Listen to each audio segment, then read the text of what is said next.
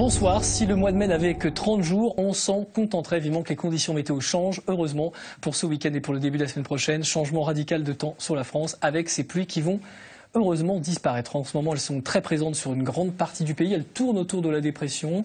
La moitié nord était concernée. Le sud également, et le sud-ouest en particulier, avec ces pluies qui restent bloquées par les reliefs des Pyrénées.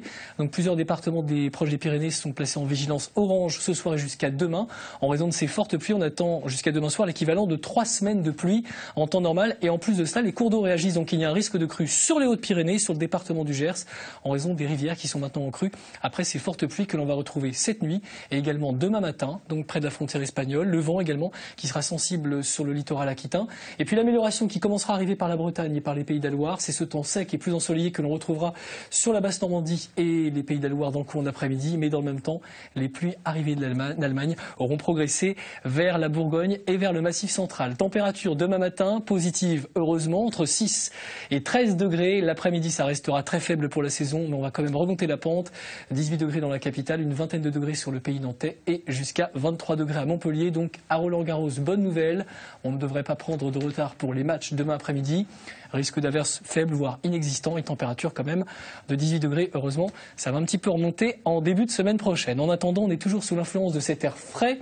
En revanche, beaucoup d'air chaud en Scandinavie, donc l'air frais qui arrive des îles britanniques, qui contraste très nettement avec cet air doux qui remonte du Sahara. D'ailleurs, c'est très particulier. Entre l'Italie et la Grèce, on a ceci. Ce sont des vents de sable, plusieurs centaines de millions de tonnes de sable en suspension dans l'atmosphère actuellement entre l'Italie et la Grèce. Cet air chaud qui vient du Sahara ne va pas concerner la France ce week-end, mais la bonne nouvelle, en provenant de l'Atlantique, un anticyclone et donc un temps sec sur une grande partie nord du pays. Encore quelques nuages dans le sud-ouest, mais ça s'arrangera par rapport à demain. Vent violent en Méditerranée et puis encore quelques nuages dans l'est. Là, ça peut donner quelques pluies. Normalement dimanche, pour tout le monde, un temps sec, ensoleillé, on va enfin pouvoir faire des projets. Quelques nuages sur la moitié nord, le vent qui va se tasser progressivement en Méditerranée et quelques nuages près des Pyrénées.